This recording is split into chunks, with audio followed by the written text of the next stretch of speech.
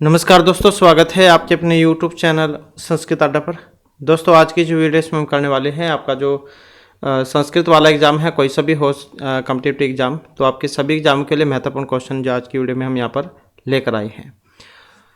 और कल वाली जो वीडियो थी, अगर वो भी महत्वपूर्ण थी, अगर आपने नहीं देखी है तो वो वाली वीडियो आपको इस वीडियो के अंत में मिल जाएगी, तो आप उसे देख लीजिएगा, क्योंकि उसमें भी जो हमने महत्वपूर्ण जो क्वेश्चन है एग्ज़ाम की दृष्टि से जो ज़्यादातर पूछे जाते हैं, तो जो है उन्हीं को ही हमने किया था। तो जल्दी से अपने जो क्वेश्चन है उसे अब हम देख लेते हैं, जिसमें हमारा यहाँ पर पहला क्वेश्चन है। क्वेश्चन आ जाता है श्वेतर श्वेतर उपनिषद से। तो इसका संबंध बताना है किस में से है, क्योंकि चार वेद है आपके, ऋग यजुः साम और अथर्ववेद। तो कौन से में से है श्वेतर श्वेतर उपनिषद? तो इसका जो संबंध है तो ये आपका रहेगा यजुर्वेद से। तो यजुर्वेद जो है उसमें से है। अब यजुर्वेद क्योंकि दो भागों में बटा हुआ था, इस शुक्ल और कृष्ण में, तो कृष्ण यजुर्वेद जो उसमें है श्वेतर श्वेतर उपनिषद। और इसके अलावा कठोपनिषद, तैत्तिरीय उपनिषद ये भी है। और शुक्ल यजुर्वेद में ईशावास्य उपनिषद और बृहदारण्यक उपनिषद ये वाले हैं। और इसी प्रकार से ऋग्वेद में है, इसमें ऐतरेय उपनिषद आ जाता है। सामवेद में केन उपनिषद, छांदोग्य उपनिषद ये वाले आ जाते हैं। और अथर्ववेद में प्रश्न, मुंडक, मांडुक्य उपनिषद ये वाले आ जाते हैं। तो इस प्रकार से श्वेतर श्वेतर उपनिषद का संबंध किससे है? यजुर्वेद से है। नेक्स्ट हमारा क्वेश्चन आ जाता है उत्तिष्ठ जागृत प्राप्य विरानी बोध्यत इति कुत्र उपदिष्टम। ईशावास्य उपनिषद, कठ, आपस्तंभ या मांडुक्य उपनिषद, तो ये किस में से है? तो ये जो मंत्र जो है कृष्ण यजुर्वेद की कठ शाखा से संबंधित है। तो इसका मतलब ये कठ उपनिषद जो उसमें से है। हमने आपको पहले भी बतलाया था कैसे कठ कैसे कृष्ण, तो ऐसे आप इसको याद रख सकते हैं। तो कठ उपनिषद जो है कृष्ण यजुर्वेद से संबंधित है। और ये 2 अध्याय हैं, इसमें मतलब 2 अध्याय, और प्रत्येक अध्याय में 3-3 वलियां हैं। और प्रथम जो वल्ली है उसमें 29 मंत्र बतलाए गए थे। तो ये इसमें से है। नेक्स्ट आ जाता है क्वेश्चन मंडल कर्म है केन वेदेन संबद्ध है? अथर्ववेदेन, ऋग्वेदेन, यजुर्वेदेन या फिर सामवेदेन। मंडल कर्म से वेद का संबंध है। तो इसका जो यहाँ पर संबंध है तो ये ऑप्शन रहेगा बी से, मतलब जो ऋग्वेद है, क्योंकि इसमें कितने थे आपके ऋग्वेद में? 10 मंडल, यही इतने ही है। इसमें 85 अनुवाक थे। इसमें 128 सूक्त पढ़े थे हमने पहले भी। 10,580 मंत्र थे इसमें। जैसे कि आपका ये सबसे पहला है जो मंडल है, अग्नि सूक्त आता है इसमें 1.1। मधुचंद थे इसके ऋषि। तो इस प्रकार से मंडल कर्म जो है इसमें ये ऋग्वेद है। सबसे प्राचीन वेद ऋग्वेद। अगला क्वेश्चन आ जाता है अथर्ववेदीय ब्राह्मणम। अब इसमें शतपथ, गौपथ, तैत्तिरीय, ऐतरेय कौन सा है? अथर्ववेदीय ब्राह्मण। तो अथर्ववेदीय जो ब्राह्मण है इसमें कौन सा है? ये वाला, क्योंकि जो अथर्ववेद है इसमें सिर्फ एक ही ब्राह्मण आया था, ये वाला गौपथ ब्राह्मण। क्योंकि शतपथ ब्राह्मण जो उसमें था अभी हमने पढ़ा शुक्ल यजुर्वेद में, और इसको आसानी से आप याद रख सकते हैं। शुक्ल ब्राह्मण, इसमें भी सा और इसमें भी सा, दोनों में सा है, आसानी से याद भी रह जाएगा। शतपथ ब्राह्मण शुक्ल यजुर्वेद। तैत्तिरीय ब्राह्मण जो आपका ये कृष्ण यजुर्वेद में हो जाएगा।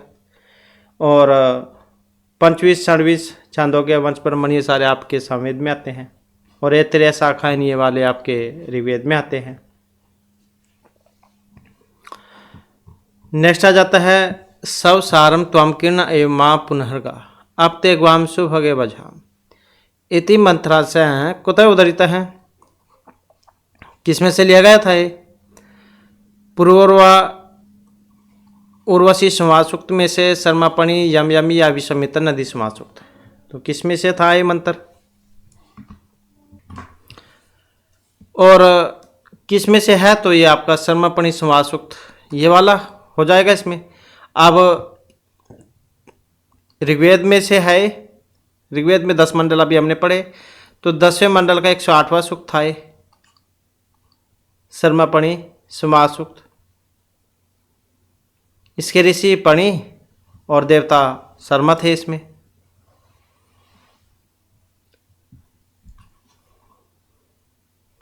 इसके बाद है अंतरिक्ष स्थानीय देवता। आचार्य जो यास्क, उन्होंने देवता जो थे इनको 3 भागों में बांटा हुआ था। तो 3 भाग थे इसमें, पृथ्वी, अंतरिक्ष, 2 स्थानीय देवता ऐसे। अब अंतरिक्ष वाले देवता जो कौन से थे इसमें, रुद्र, सोम, अग्नि, बृहस्पति। तो ये जो यहाँ पर ऑप्शन ए में आए हैं रुद्र हैं, यही थे अंतरिक्ष स्थानीय देवता। इंद्र थे इसमें, इंद्र, रुद्र, वायु, तो ये अंतरिक्ष स्थानीय है। और पृथ्वी, अग्नि, सोम, ये पृथ्वी स्थानीय हो जाएंगे। और वरुण, मित्र, उषा, सूर्य, ये सारे, सवित्री, ये सारे आपके 2 स्थानीय देवता हो जाएंगे। तो इस प्रकार से अंतरिक्ष स्थानीय देवता जो इसमें कौन से थे, ये वाले। तो रुद्र जो है इनको माना गया था अंतरिक्ष स्थानीय देवता। आचार्य जो यास्क है, इन्होंने अपने नियुक्त में जो देवता जो थे 3 भागों में बांटा था और प्रत्येक में 11-11 देवता थे। तो ऐसे 33 कोटि देवता हैं जिनको कहते हैं 33। तो ये 33 देवता थे। इसके बाद है प्रधानम 66 स्वंगेशु किम, कल्प, छंद है, शिक्षा या व्याकरणम। तो कौन सा है इसमें, तो वेद के 6 अंग होते हैं, शिक्षा, कल्प, व्याकरण, निक्ष, ज्योतिष, छंद। तो प्रधान कौन सा है इसमें, तो यही है व्याकरण। और किससे उत्पत्ति बतलाई गई है, मुखम व्याकरणम समृतम, वेद रूपी पुरुष का मुख कहा गया है इसको। जैसे छंद पादव तो वेदस्य है, ये कहा गया था। कल्पात व्याकरणम। इसके बाद है सर्व लघु इति का गण है, कौन सा इसमें लघु गण, जगण, मगण, नगण, सगण। तो ऑप्शन सी वाला नगण। अब गण के लिए क्या है, ये जो यमाता, राजभान, सलगा, ये वाला जो सूत्र होता है, 3 जो गण है उसको मिलाकर एक गण बनता है। तो इसमें था न ग न नगण, ये वाला पिंगल मुनि जो उनका है छंद शास्त्र। तो इसमें इसको जो है बतलाया गया था, क्योंकि इसमें क्या है, तीनों मात्राएं क्या इसमें लघु आती है। तो इसमें ये माता, राजभन, सलगा, इस सूत्र को आप याद रखिएगा, क्योंकि इसी से आपको जो है ये पता लगता है कि किस प्रकार से बनते हैं। ये माता, राजभान, सलगा। तो यहाँ पर जो नगण है, तो इसमें क्या है, तीनों लघु हैं। ये वाला चिन्ह लघु का और ये वाला गुरु का होता है। जैसे यगण है, मातारा हो गया, मगण ये वाला हो गया, तगण, ताराज ये वाला हो गया, रगण ये वाला हो गया, जगण ये वाला हो गया, भगण फिर इससे आगे 3 हो गया, नगण इसमें 3 इससे आगे वाले हो गए। तो इस प्रकार से लघु जो था ये वाला था। ऐसे सगण है, ये सगण है, इसमें 2 लघु एक गुरु। नेक्स्ट है व वर्णहस्ति। और ये अगर अपने छंद जब देखने हैं किस तरीके से बनते हैं, तो इसके ऊपर हमारे द्वारा पहले वीडियो बनाई गई थी, तो आप जो हमारी पुराने वाली जो वीडियो से आप देख सकते हैं। तो वहाँ पर क्वेश्चन भी थे और ये सूत्र जो इसको बतलाया भी गया था। नेक्स्ट है व वर्णहस्ति। औष्ठ है, उष्म, अंतस्थ या दंत है, कौन सा है व वर्ण। जैसे कि च्युषा नाम तालु, ऋतुषा नाम मूर्धा, ऋतुलसा नाम दंता, उपद्यमा नाम औष्ठो, ऐसे होते हैं। तो इसी प्रकार से व जो वर्ण है वो कौन सा है, तो इसको कौन सा माना गया था, अंतस्थ या लव। अंतस्थ में है अर्धस्वर होता, तो या व ये भी सही हो जाता है। या व जो होते हैं इनको माना गया है अर्धस्वर। और ये उसम है, इनको सलवर्ण भी कह देते हैं। इसके बाद है सुलभ सूत्राणी केन वेदांगेन संबद्धा। सुलभ सूत्र किस वेद से संबंधित है, व्याकरण, कल्पेन, छंदसा या फिर निरुक्तेन। तो किससे संबंधित है, वेद के 6 अंग होते हैं, जैसे कि अभी हमने आपको बतलाई है, शिक्षा, कल्प, व्याकरण, निरुक्त, ज्योतिष, छंद। तो किससे था इसका संबंध, कल्प से था। हास्तव कल्पत पठ्यते, ऐसी है, 4 भाग हैं इसमें। तो उन चारों में से 16 सूत्र का जो संबंध था वो यजुर्वेद से था। किससे? यजुर्वेद से, क्योंकि ये केवल यजुर्वेद जो है उसमें ही हमें प्राप्त होते हैं। कौन कौन से थे इसमें? कात्यायन, वाधुल, बौधायन, सुलभ सूत्र, ये वाले। इसके बाद है सत्व प्रधानम इति मन्यते। उपसर्ग है नाम आख्यातम या फिर निपात। कौन सा है? सत्व प्रधानम। अब सत्व प्रधान जो है इसमें आचार्य जो यास्क है उन्होंने अपने निरुक्त में जो पद है, पद 4 प्रकार के बतलाए थे, जैसे कि हमने पहले भी आपको इससे पहले वाली वीडियो में बताया था। पद 4 होते हैं, नाम आख्यात, उपसर्ग, निपात, ये वाले। तो इनमें से सत्व प्रधान कौन सा है? नाम, ये वाला। तो सत्व प्रधान नाम का लक्षण हो गया। और भाव प्रधान भी आया था एक, भाव प्रधान, वो आख्यात को हो गया। भाव प्रधानम आख्यातम, अगर इसके बारे में भी आ जाए तो यह भाव प्रधानम आख्यातम, और सत्व प्रधानम नाम। इसके बाद है पदपाठ इत्यस्य परमं प्रयोजनम अस्ति। पद निर्माणम, शब्द निर्माणम, वेद पाठ रक्षणम या मंत्र गानम। पदपाठ इत्यस्य परम प्रयोजनम अस्ति। क्या प्रयोजन है इस पदपाठ का? तो पदपाठ जो है इसका प्रयोजन है वेद पाठ की रक्षा करने का। वेद पाठ की रक्षा करना। जो ये वैदिक मंत्र है, ये 2 प्रकार के मुख्य पाठ इनके उपलब्ध हैं, संहिता पाठ और पद पाठ। संहिता पाठ को पवित्र और प्रमाणिक माना गया था, और पद पाठ जो है इसको संहिता पाठ के बाद का माना गया था। तो बात यहाँ पर करें इसके प्रयोजन की, तो ये वेद पाठ की रक्षा करना। नेक्स्ट है प्रायश्चित कर्माणि भवन्ति। हनन आदिनी, संध्या वंदन आदिनी, ज्योतिष्टम आदिनी या चंद्रायण आदिनी। तो प्रायश्चित कर्म है। कौन से हैं प्रायश्चित कर्म? तो वेदांत सार जो आचार्य सदानंद का है, इसके अनुसार अधिकारी का जो लक्षण करते समय ग्रंथकार ने काम्य कर्म और निषिद्ध कर्म इनके बारे में बतलाया था। तो उसी के बारे में यहाँ पर बतलाया गया है। प्राश्चितानि पापक्षय साधनानि चंद्रायण आदिनी। मतलब पाप के क्षय के साधनभूत चंद्रायण आदि व्रत प्राश्चित कर्म है। तो इस प्रकार से कौन सा है? चंद्रायण आदि, ये वाले। नेक्स्ट है अधोलिखितेषु अनिर्वचनीयम भवति। जीव अज्ञानम जगत स्वरूपम या ईश्वर स्वरूपम। अब इसमें अनिर्वचनीय है। तो आचार्य सदानंद ने वेदांत सार में अज्ञान के बारे में बतलाया था। अज्ञानम तो सदभ्याम निर्वचनीयम त्रिगुणात्मकम ज्ञान विरोधी भाव रूपम यद किंचित इति। मतलब अज्ञान जो है इसकी 2 शक्तियां हैं, आवरण और विक्षेप। तो अनिर्वचनीय कौन सा था इसमें? यही वाला था, अज्ञान वाला। वेदांत सारे अज्ञान से शक्ति, जैसे कि अभी हमने क्वेश्चन में बतलाई है आपको। अज्ञान जो है इसकी कितनी शक्तियां थी? 2, आवरण और विक्षेप। वेदांत सारे लिंग शरीराणी। वेदांत सार में लिंग शरीर की उत्पत्ति बतलाई गई है, कितने तत्वों से है। तो वेदांत सार जिसमें सूक्ष्म शरीर जो है 17 जो अवयव है इनसे बतलाया गया है। 17 अवयव, 17 अवयव से ज्ञानेन्द्रियां, कर्मेंद्रियां और पंचवायु, बुद्धि और मन। तो इनको मिलाकर जो है ये हो जाते हैं 17। अगला क्वेश्चन है संख्या मत अनुसार सत्व गुण है। अब ये सुखात्मक, दुखात्मक, अभावात्मक या मोहात्मक कैसा है संख्या मत के अनुसार सत्व गुण? तो संख्या मत के अनुसार जो सत्व गुण है ये सुखात्मक है, हल्का होता है, ऊपर की ओर गमन करने वाला, इसको बतलाया गया था। और श्लोक भी है जिसके माध्यम से इसको बतलाया गया है।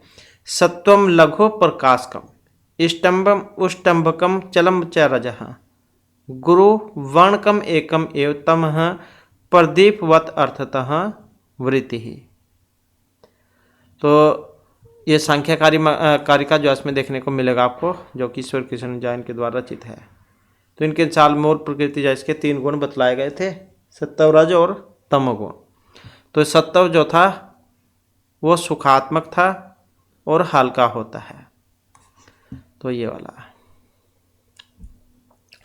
सांख्य मते पंगु अंधवत वर्तते, मतलब अंधे और लंगड़े के समान बतलाए गए थे। किसे? पुरुष और प्रकृति का जो संयोग है उसको। तो पंगुवत कौन है इसमें, मतलब लंगड़ा कौन है? तो संख्या मत में सृष्टि की उत्पत्ति प्रकृति और पुरुष के संयोग से बतलाई गई है, क्योंकि प्रकृति को जड़ प्रधान की संज्ञा दी गई है जबकि पुरुष निष्क्रिय है, और प्रकृति और पुरुष का जो संयोग है वह अंधे लंगड़े के समान था। तो पुरुषस्य दर्शनार्थम कैवल्यार्थम तथा प्रधानस्य पंगु अंधवत उभयो अपि संयोग है तत्कृतः सर्ग है। तो इसमें पंगुवत पुरुष है और पंगुवत पुरुष को ही इसमें बतलाया गया है। तो इस प्रकार से लंगड़ा जो है इसमें ये पुरुष हो जाएगा, क्योंकि अगर दोनों मिलके ही काम कर सकते हैं, जैसे लंगड़ा चल नहीं सकता और अंधा देख नहीं सकता, दोनों मिलकर अपना रास्ता तय कर सकते हैं। इसके बाद है त्रय गुण विप्रियात किम सिद्धम प्रधानम पुरुष एकत्वम पुरुष बहुतम या ज्ञानम। तो यहाँ पर रहेगा पुरुष बहुत्वम, ऑप्शन जो 3 में है। तो संख्या कारिका जो है इसमें पुरुष बहुत्व सिद्ध करने के बारे में बतलाया गया है, और यहाँ पर भी क्या है, जो श्लोक है उसके माध्यम से इनके बारे में बतलाया गया था।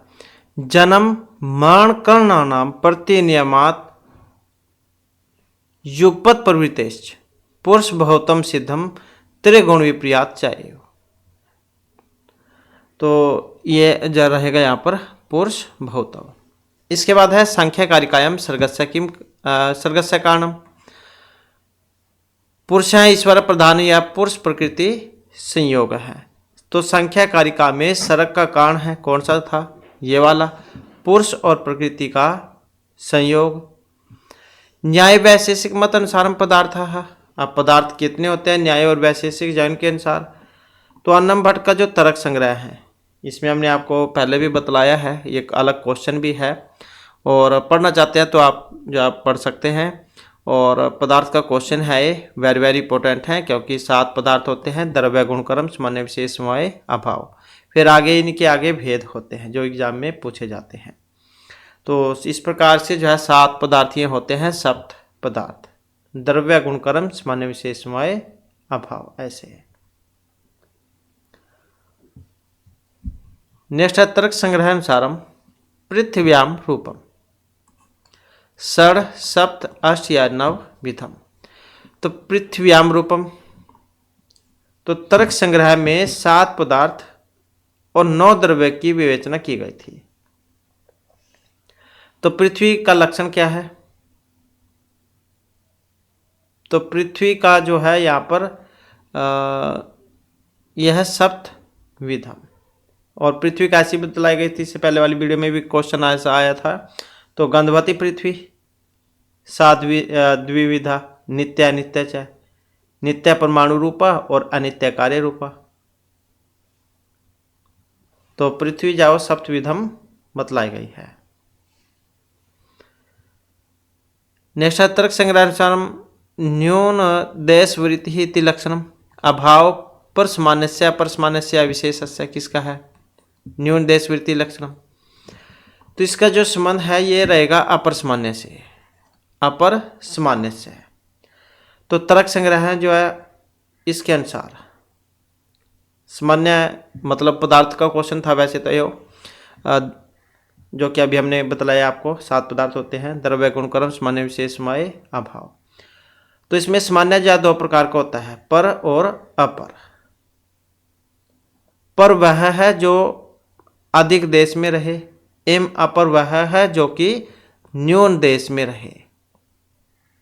तो पर कौन हो गया?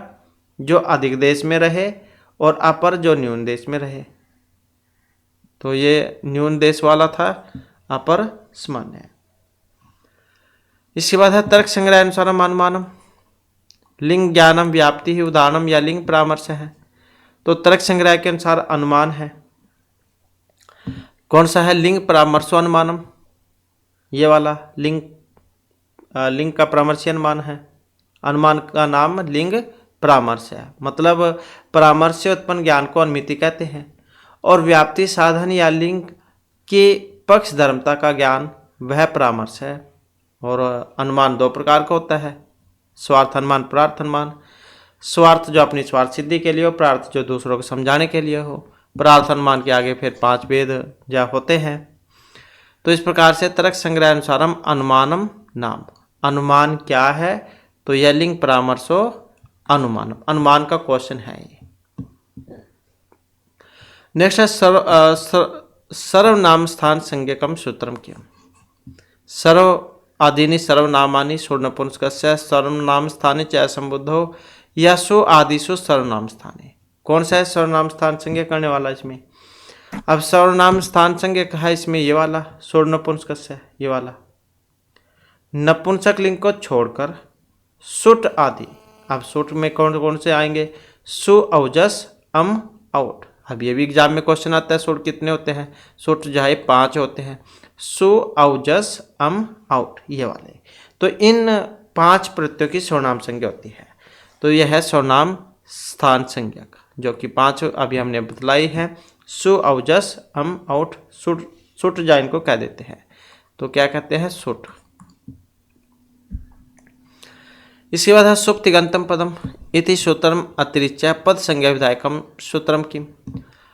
सुबंत और तिगंत की क्या होती है? पद संज्ञा। इति सूत्रम अतिरिच्य पद संज्ञा विधायक सूत्रम।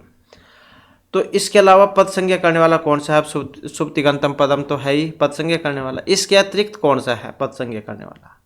तो इसके अतिरिक्त है ये वाला सो आदिशो सर्वनाम स्थाने। तो ये वाला है सर्वनाम स्थान संज्ञक प्रत्ययों को छोड़कर शुभ से लेकर कप प्रत्यांत, मतलब सर्वनाम स्थान संज्ञक प्रत्ययों को छोड़कर शुभ से लेकर कप प्रत्यय कप पर्यंत प्रत्ययों के पर रहते पूर्व पद संज्ञा हो, पूर्व पद संज्ञा हो। तो इसके वैसे तो ये भी करेगा, इसके अतिरिक्त पूछा गया है तो ये वाला है विप्सा अर्थे घोते का विभक्ति गम्य थे। विप्सा अर्थ में कौन सी होती है विभक्ति? तो विप्सा अर्थ में होती है द्वितीया। इसमें भी सूत्र आता है एक लक्षणम लक्षण इत्थम भूत आख्यानम भाग विप्सासु प्रति पर्यन्वय है, ये वाला प्रति परि और अनु शब्दों से लक्षण इत्थम भूत आख्यान भाग तथा व्याप्ति घोषित होने पर ये कर्म प्रवचने कहलाते हैं। जैसे उदाहरण भी आता है इसका ये वाला वृक्षम वृक्षम प्रति परि अनुवा सिंचिति, ये वाला। तो इस प्रकार से विप्सा अर्थ में कौन सी है? द्वितीया विभक्ति। लक्षण इत्थम भूत आख्यानम भाग विप्सासु, ये सूत्र आप याद रखिएगा, द्वितीय विभक्ति का है। इसके बाद है उपपद संज्ञा विधायक सूत्र कर्मणियाण उपपदम तिंग तत्र उपपदम सप्तमी स्तंभ या को गति प्रादय है। उपपद संज्ञा वाला कौन सा है इसमें? तो यही है उपपद संज्ञा वाला, ऑप्शन सी वाला तत्र उपपदम सप्तमी स्तंभ, ये वाला। नेक्स्ट है शोभनो राजा तीसरा समस्त पदम की। कौन सा बनेगा इसका? शोभनो राजा का। तो सुराजा शोभनो राजा यही बनता है, जो बी में दिए गए हैं सुराजा शोभनो राजा, ऐसे।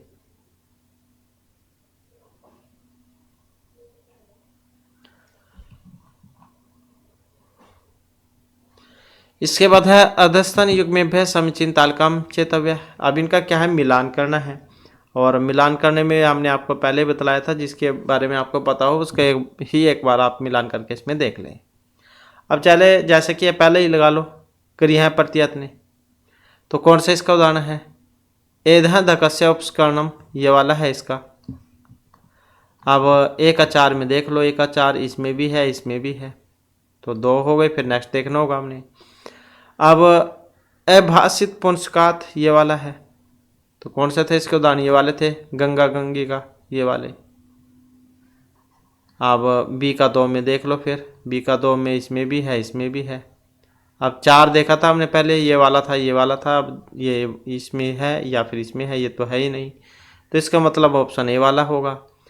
और काला सप्तमी च वक्तव्य कौन सा था इसका, ये वाला था, योजनम योजनेवा।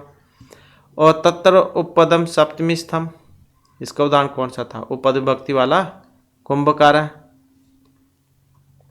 ये वाला था इसका। तो इस प्रकार से इसका मिलान हो जाएगा यहाँ पर। नेक्स्ट आ जाता है गुणवाचक स्त्रीलिंग का विभक्ति व्यवस्था। किसमें गुणवाचक स्त्रीलिंग, तृतीय पंचमी, षष्ठी सप्तमी, द्वितीय तृतीय पंचमी, द्वितीय चतुर्थी।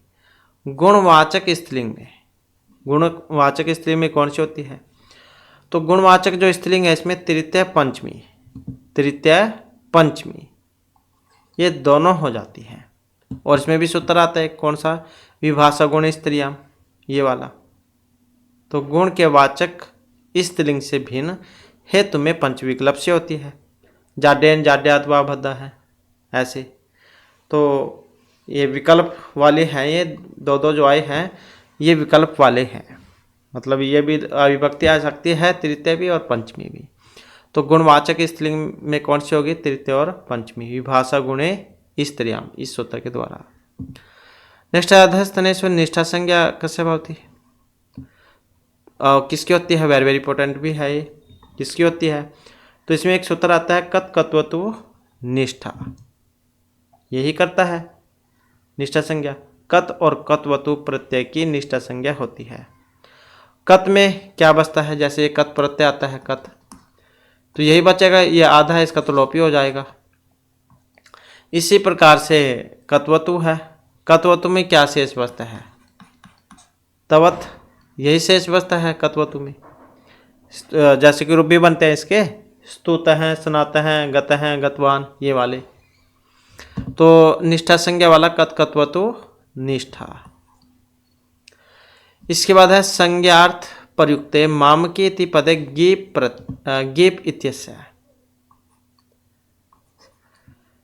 नित्य विधि निषेध वैकल्पिक प्रवृत्ति या शुद्ध प्रयोग क्या है, संज्ञार्थ प्रयुक्ते मामकी इति पदे गीप। तो गीप इत्यस्य वैकल्पिक प्रवृत्ति है, मतलब ये ऑप्शन सी वाला है। इसमें भी एक सूत्र आता है उगित चाहे, ये वाला गीप करता है जो उक, उक में कौन कौन से आते हैं प्रत्यय में, अब इसके लिए प्रत्यार पता होनी चाहिए आपको। तो उक में आ जाएंगे उ रि लि, ये वाले जिसके इत हो, ऐसे प्रत्यय जिस प्रातिपदिक के अंत में हो उसमें स्थिरता बोधन के लिए गीप प्रत्यय होगा। तो यह वैकल्पिक प्रवृत्ति है। इसके बाद है किम तत्वम वियोगात्मक भाषा प्रकृति लक्षणम, संख्यार्थ संधि प्रकृति प्रत्यय पार्थक्यम। किम तत्व वियोगात्मक भाषा प्रकृति लक्षणम कौन सा है, तो यह हो जाएगा इसमें प्रकृति प्रत्यय पार्थक्यम, ये वाला। और भाषा जो थी उसको दो भागों में बांटा गया था, अयोगात्मक और योगात्मक में। अब तो वियोगात्मक भाषा प्रकृति लक्षण इसी का है ये, क्योंकि दो भागों में बटी हुई थी ये, योगात्मक अयोगात्मक में। फिर दोबारा से फिर योगात्मक भाषा को अश्लिष्ट और प्रश्लिष्ट, अश्लिष्ट, श्लिष्ट और प्रश्लिष्ट, ऐसे 3 भागों में बांटा गया था। उनमें से फिर आगे श्लिष्ट जो था वो 2 प्रकार का था, अंतर्मुखी और बहिर्मुखी। अंतर्मुखी जो था वो भी आगे 2 भागों में बटा हुआ था, संयोगात्मक और वियोगात्मक में। तो ये वही है, संयोगात्मक में अरबी भाषा ये वाली थी, और ये वियोगात्मक जो है इसमें हिब्रू ये वाली भाषा थी। तो वियोगात्मक भाषा का था ये।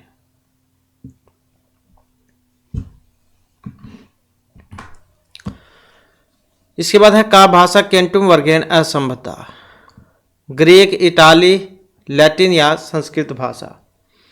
तो केंटुम वर्गेण असंबद्धा भाषा संस्कृतम, कौन सी है, संस्कृत भाषा, ये वाली, जो कि ऑप्शन डी में है। क्योंकि जो संस्कृत जो है वो आती है शतम वर्ग में। आप संस्कृत में 100 को कैसे लिखते हैं? 100 को ऐसे लिखते हैं शतम, जैसे हिंदी में हम 100 लिखते हैं, संस्कृत में हम शतम लिखते हैं और अंग्रेजी में 100 कह देते हैं। तो संस्कृत भाषा ये आएगी शतम वर्ग में, क्योंकि जो केंटुम वर्ग है इसमें लैटिन, ग्रीक, इतालवी, तोखारी, जर्मनिक, आयरिश ये वाली आ जाती हैं, तो ये नहीं है इसमें। नेक्स्ट है तुलनात्मक भाषा शास्त्रस्य अध्ययनस्य आरंभ काले कयो मध्यो भाषयो मध्य ध्वनि साम्यम प्रत्यक्षीकृतम। संस्कृत हिंदी, संस्कृत फारसी, संस्कृत लैटिन या संस्कृत फ्रांसीसी। तो तुलनात्मक भाषा शास्त्रस्य अध्ययनस्य आरंभ काले कयो भाषयो मध्य ध्वनि साम्यम प्रत्यक्षीकृतम। तो यहाँ पर है ऑप्शन बी हमारा, संस्कृत लैटिन मध्य। तो तुलनात्मक भाषा शास्त्रस्य अध्ययनस्य आरंभ काले संस्कृत लैटिन भाषयों मध्य ध्वनि साम्यम प्रत्यक्षीकृतम, मतलब संस्कृत और लैटिन भाषा के मध्य ध्वनि की साम्यता पाई जाती है, क्योंकि संस्कृत क्या एक संयोगात्मक भाषा है। नेक्स्ट आ जाता है हमारा निर्गतासु न वकस्य कालिदासस्य सूक्तिषु प्रीतिर्मधुर सान्द्रासु मंजरीसु इव जायते कस्मिन् ग्रंथे उपलभ्यते अयम श्लोक है। तो श्लोक है अब ये हर्षचरित, अभिज्ञान शाकुंतले, रघुवंश या कादम्बरी किस में से है और महत्वपूर्ण है यहाँ पर। तो ये जो लिया गया है श्लोक ये महर्षि बाणभट्ट के द्वारा जो रचित है हर्षचरितम, तो उसमें से है। इसके बाद है ए कारण अविष्कृत वैद दारुणा असज्जनात् कस्य भयम न जायते। रत्नावली नाटिकायाम, शिशुपाल वधे, कुमार संभवे या कादम्बरियाम, तो ये किस में से है? तो ये जो है कादम्बरी जो है उसमें से है। ये भी महर्षि बाणभट्ट जैन के द्वारा रचित है और 2 खंडों में बटी हुई थी पूर्वार्ध उत्तरार्ध में, क्योंकि पूर्वार्ध भाग तो ये स्वयं लिखते हैं, फिर बीच में इनकी मृत्यु हो जाती है तो वो अधूरा रह गया, फिर इनके जो पुत्र थे पुलिन भट्ट वो उसको कंप्लीट करते हैं। तो ये जो आया था यहाँ पर ये कादम्बरी जो इसके बारे में है। नेक्स्ट आ जाता है हमारा क्वेश्चन मृच कटकम से। इति कस्य रूपकस्य उदाहरणम समकार नाटक प्रकरण भाण। क्या है मृच कटकम? महर्षि शूद्रक के द्वारा रचित है और रूपक का जो दूसरा भेद है प्रकरण वो है और 10 अंकों में है। श्रृंगार जा रस है इसमें। नेक्स्ट है 10 कुमार चरितस्य कस्मिन् चरिते सूरत मंजरी उपाख्यानम अस्ति। अपहार वर्मा चरिते, उपहार, राजवाहन या पुष्प उद्भव चरिते। तो 10 कुमार चरितस्य कस्मिन् चरिते सूरत मंजरियः उपाख्यानम अस्ति। तो इसमें है राजवाहन चरिते ये वाला, और किसके द्वारा रचित है? महर्षि दंडी के द्वारा। कितने उच्छ्वास है इसमें? 8 उच्छ्वास है इसमें। और आधार ग्रंथ क्या है इसका? गुणाढ्य की बृहत कथा, श्रृंगार रस है इसमें। तो इसमें राजवान के चरित्र जो उसका वर्णन है। नेक्स्ट है कृतक कोप वृतांत कस्मिन् दृश्य काव्य वर्तते। वेरी वेरी इंपॉर्टेंट है। अब मुद्र राक्षस है मृच कटिके उत्तराम चरिते वेणु संहारे। कौन? कृतक। तो यह है विशाखादत्त के द्वारा जो रचित है मुद्र राक्षस नाटक, ये इसमें है। 7 अंकों में है, ये भी वीरस है इसमें और विदूषक रहित है ये। नायक चाणक्य प्रतिनायक के रूप में राक्षस थे। नेक्स्ट है अधस्तन युग्म नाम समचिंतालकम चुनुत। यहाँ पर क्या इनका जो मिलान है वो करना है, और जिसका भी पहले पता उसी का मिलान करके देख लो। अब जैसे कि उत्तराम चरितम है तो महर्षि जो भवभूति है उनके द्वारा रचित है। बुद्ध चरितम, बुद्धचरित, सुंदरानंद और सारिपुत्र प्रकरण ये वाले। तो जो अशोक घोष है इनके द्वारा रचित है। वेणु संहारम भट्टनारायण जैन के द्वारा रचित है। और सपन मासदत्तम महर्षि भास ने जो 13 नाटक लिखे थे तो ये उसमें से है। तो इस प्रकार से इनका मिलान हो जाएगा। इसके बाद है दुष्यंत पुत्रस्य प्रथमम नाम की मस्ती। भरत, दुष्यंत, सर्वदमन या गौतम। किसके? राजा दुष्यंत और अभिज्ञान शकुंतलम जो है उसमें से है राजा दुष्यंत और जो शकुंतला है इनके पुत्र का नाम। तो क्या था इनके पुत्र का नाम? इनके पुत्र का नाम था सर्वदमन।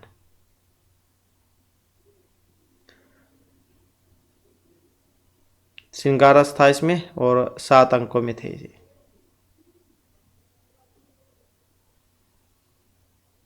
और इसमें जो है ये सर्वदमन जो है इनका नाम था।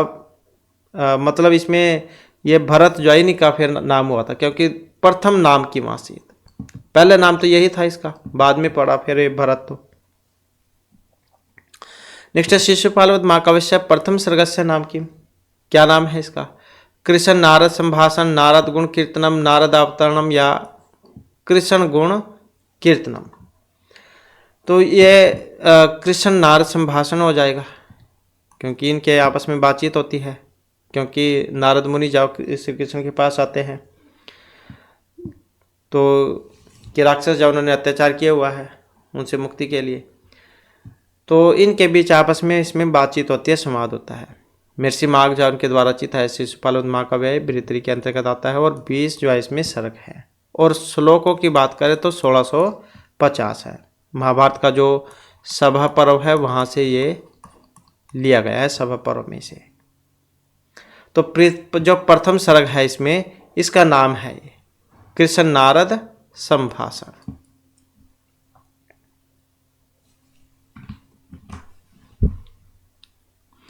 इसके बाद है किम नाम अभिधा पुच्छ भूता भवती। तो ये व्यंजना, लक्षणा, तात्पर्य, अर्थापत्ति। तो ये किसके बारे में है? और इसमें जो है ये रहेगा लक्षणा अभिधा पुच्छ भूता, मतलब लक्षणा जो है लक्षण शक्ति, ये इसके बारे में है। शब्द की 3 शक्तियां हैं, अभिधा, लक्षणा, व्यंजना। वाच्यार्थ से अभिधा, लक्ष्यार्थ से लक्षण और व्यंग्यार्थ से व्यंजना, ये है। तो लक्षण के उदाहरण भी आ जाते हैं, जैसे क्लिंग साहस्य का है, गंगायाम घोष है, तो ये लक्षण के हैं। इसके बाद विश्वनाथ मते संकेत गृहते।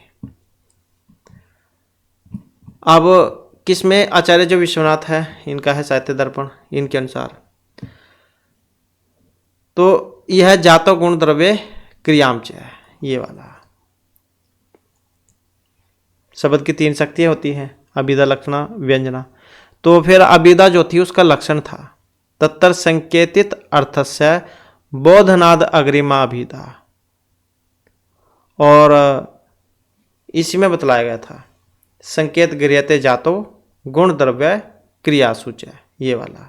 मतलब संकेत जाति गुण द्रव्य क्रिया में गृहित होता है। तो इस प्रकार से है अभिधा का लक्षण था। ये पूछ लिया जाए कि किस में से है, तो अभिधा जो शक्ति है उसका है ये। तत्तर संकेतित अर्थस्य बोधनाद अग्रिमा अभिधा। नेक्स्ट है विश्वनाथ मते हास्य कतिविधम भवति, चतुर, त्रि, द्वि या षड्विधम। तो आचार्य विश्वनाथ जब उन्होंने अपने साहित्य दर्पण में हास्य जो 6 प्रकार का बतलाया गया था। कितना? षड्विधम। स्मित, हासित, विहासित, उपहासित, अपहासित, अतिहासित। तो इस प्रकार से था ये स्मित, हासित और विहासित, उपहासित, अपहासित, अतिहासित, ऐसे। तो ऐसे जहाँ से षड्विधम। नेक्स्ट है श्रृंगार रस भवति। प्रथम देवता है विष्णु, गंधर्व, नारायण। श्रृंगारस जो इसमें देवता हैं कौन है? 9 रस होते हैं। तो श्रृंगारस का स्थायी भाव कौन सा है? श्रृंगारस का स्थायी भाव ये वाला है, रति। और वर्ण श्याम हो गया, श्याम। और देवता विष्णु हो गए। तो रति स्थायी भाव, श्याम वर्ण और विष्णु देवता है इसमें। नेक्स्ट है काव्य लक्षण खंडन विचारे कस्य मतम स्वर वचन विरोधात अपहतम इति विश्वनाथेन कथितम्। आनंदवर्धनस्य वामनस्य मम्मटस्य व्यक्ति विवेकस्य। तो ध्वनिकार है आचार्य आनंदवर्धन। तो इन्होंने अपना जो ग्रंथ है ध्वन्यालोक, इसमें ध्वनि को काव्य की आत्मा बतलाया था, काव्य से आत्मा ध्वनि, और ध्वनि संप्रदाय के लिए इनको जाना जाता है।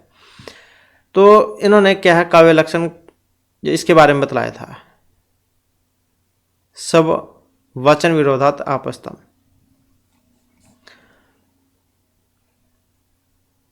तो ये जो है यहाँ पर अगर इस वचन के देखें, सब वचन विरोधात आपस्तम,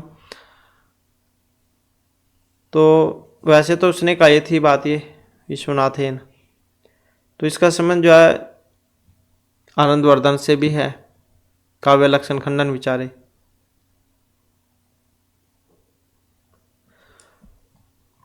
अगर अब विश्वनाथ होता तो वह भी ठीक हो सकता था। इसके बाद है श्यामस्व अंगम चकित हरिणी परीक्षण दृष्टिपातम इति पद्यांश कस्मिन् ग्रंथ उपलभ्यते रघुवंशे नैषधीय चरिते मेघदूते या बुध चरिते। तो इसका संबंध किससे है? मेघदूत से है।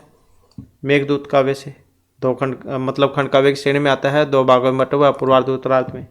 पूर्वार्ध भाग जो इसमें 63 श्लोक थे और उत्तरार्ध में 52 थे, 115 श्लोक थे इसमें। मंदक्रांता छंद है इसमें, श्रृंगार वियोग रस है इसमें। तो इस प्रकार से जो हमारे क्लास और महत्वपूर्ण क्वेश्चन थे, नेक्स्ट वीडियो की इसमें आपके लिए नए जो महत्वपूर्ण क्वेश्चन हम लेकर आएंगे। और हमारे साथ अंत बनाने के लिए धन्यवाद।